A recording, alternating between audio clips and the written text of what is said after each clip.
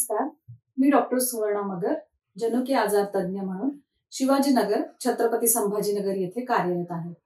आजच्या भागात आपण जाणून घेणार आहोत न्यूबॉर्न स्क्रीनिंग टेस्ट किंवा नवजात शिशु परीक्षा टेस्ट काय असतात.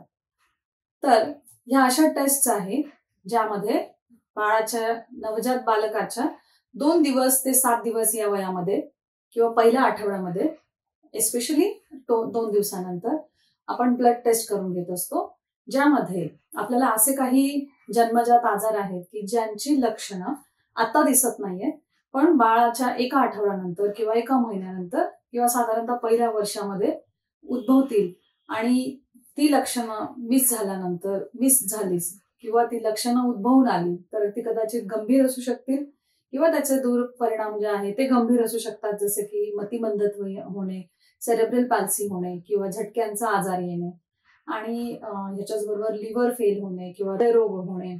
अशा प्रकारे बरेच आजार आहेत ज्यामध्ये आपण हे लक्षणं येण्याच्या आधीच ओळखू शकतो.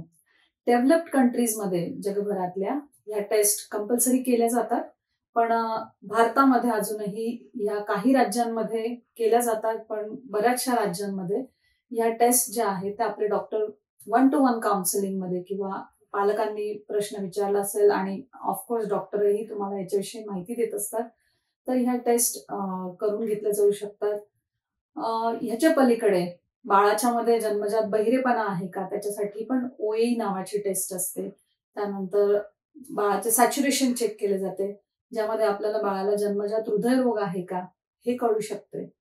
तर एस्पेशली न्यूबॉर्न स्क्रीनिंग टेस्ट मध्ये काही आजारांची मी थोडक्यात माहिती देऊ शकते, की जसे कंजेनायटल हायपोथायरॉइडिझम. आता थायरॉइड ग्रंथीची हॉर्मोनची कमी हा आजार जो आहे बालकात 800 ते 1000 मध्ये एका बालकाला हा आजार असू शकतो आणि ह्या आजाराचे निदान जर वेळेत झाले नाही तर पुढे जाऊन बाळाला मतिमंदत्व येऊ शकतो. तर भारतीय बालरोग तज्ञ संघटना आणि नवजात शिशूची जी संघटना आहे, त्याचबरोबर हॉर्मोनच्या डॉक्टर्सची जी संघटना आहे, याच्या रेकमेंडेशन नुसार हा आजार आपण स्क्रीन करू शकतो.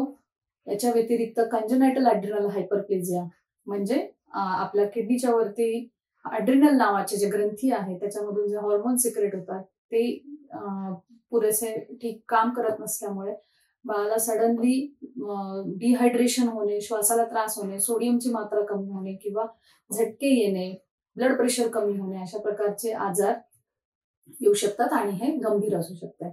आणि या दोन्ही आजारांची ट्रीटमेंट तशी पाहिली तर सोपी आहे, एस्पेशली आपण यांना जर त्यांची लक्षणं येण्याच्या अगोदरच आपण निदान करू शकतो. तर याही पलीकडे आणखी अगदी 60च्या वर असे आजार आहेत ज्याचं निदान आपण स्क्रीनिंग टेस्टद्वारे पोहोचू शकतो त्या निदानापर्यंत. यामध्ये वेगवेगळ्या टाईप्स आहेत. आपल्याला डिटेलमध्ये आपले बालरोग तज्ञ ह्याविषयी नक्की माहिती देतील आणि साधारणतः हिअरिंग टेस्ट, त्यानंतर बालकाला काही हृदयरोग आहे का याच्यासाठी सॅच्युरेशन चेक करणे, या गोष्टी इझिली होऊ शकतात. ही जी दुसरी न्यूबॉर्न स्क्रीनिंग टेस्ट आहे ही ब्लड टेस्ट असल्यामुळे आपल्या डॉक्टरांकडनं याच्याविषयी तुम्ही डिटेलमध्ये माहिती घेऊ शकता. धन्यवाद.